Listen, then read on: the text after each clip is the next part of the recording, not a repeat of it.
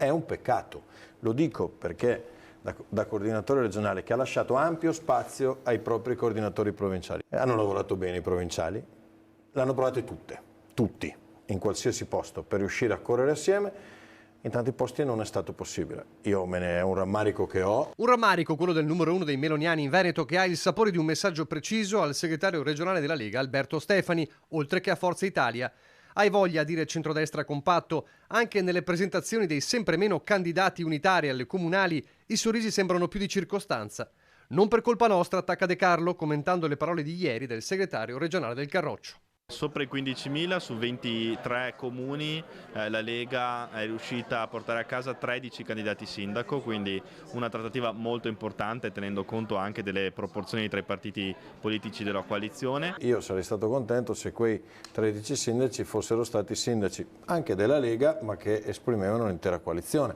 In realtà invece mi pare che alla fine andremo assieme, tutti assieme, solo in 6 comuni. Non siamo stati noi che hanno strappato ovunque. Sotto la cenere covano le braci di un partito che vuole più spazio e alla fine si torna sempre a un tema solo apparentemente lontano, Palazzo Balbi 2025. Noi siamo stati il collante della coalizione anche quando eravamo percentuali molto più basse.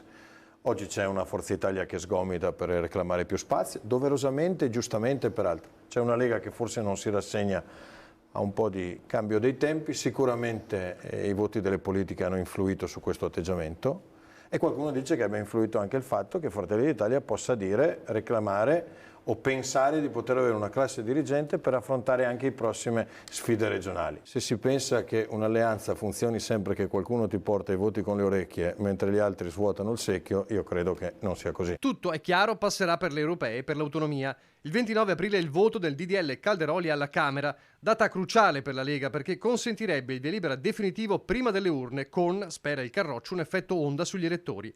Ma un emendamento del governatore calabrese di Forza Italia, Roberto Occhiuto, potrebbe far saltare il banco e rimandare tutto al Senato, quindi se ne riparlerebbe dopo le elezioni. Frenata strategica? Per gli azzurri no, solo la necessità di vigilare su eventuali storture di natura finanziaria. Ma dalla regione il capogruppo della Lega Alberto Villanova tuona. Ho il dubbio che dentro Forza Italia la componente che si oppone alla grande riforma sia già in netta maggioranza. È importante che la Lega non freni e noi andiamo avanti per la nostra strada. Penso che ci siano ancora gli spazi alla Camera per discutere, per fare proposte e dopodiché la Camera dovrà esprimersi. Per Fratelli d'Italia invece sono timori che nascondono altro. Oggi se ci sono passaggi parlamentari chiari lo si deve al governo Meloni. Non rendersene conto, avere paura di Meloni sotto il profilo dell'autonomia è la stessa paura che si può avere sotto il profilo di chi farà il governatore.